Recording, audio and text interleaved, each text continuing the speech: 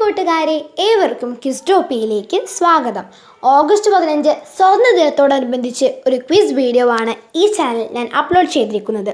ഈ വീഡിയോയുടെ അവസാനമായിട്ട് ഒരു ബോണസ് ക്വസ്റ്റ്യനും അപ്ലോഡ് ചെയ്തിട്ടുണ്ട്. അപ്പോൾ ഉത്തരം അറിയുന്ന എല്ലാ കുട്ടികളും കമൻറ്റ് ബോക്സിൽ ഉത്തരം അറിയിക്കാൻ മറക്കല്ലേ.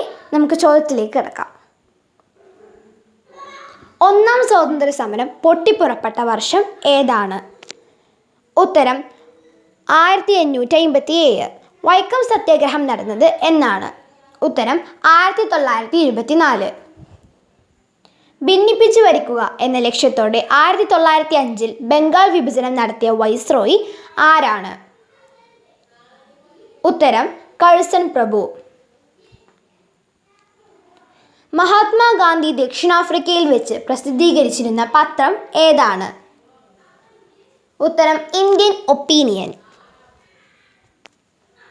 ദ ഇന്ത്യൻ സ്ട്രഗിൾ എന്ന പുസ്തകം രചിച്ചത് ആരാണ്? ഉത്തരം സുഭാഷ് ചന്ദ്രബോസ്. ഇന്ത്യ ഇന്ത്യക്കാർക്ക് എന്ന മുദ്രാവാക്യം ആദ്യം ഉയർത്തിയ വ്യക്തി ആരാണ്? ഉത്തരം സ്വാമി ദയാനന്ദ സരസ്വതി. ഹിന്ദുക്കളും മുസ്ലിങ്ങളും ഇന്ത്യയുടെ രണ്ടു കണ്ണുകളാണ്. ഒന്നിൽ കാഴ്ചയേറ്റാൽ നിഷ്പ്രഭമാകും. ആരുടെ വാക്കുകളാണിവ? ഉത്തരം ദാദാഭായ് നവറോജി.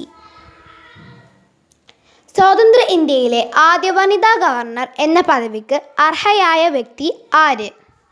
ഉത്തരം സരോജിനി നായിഡു.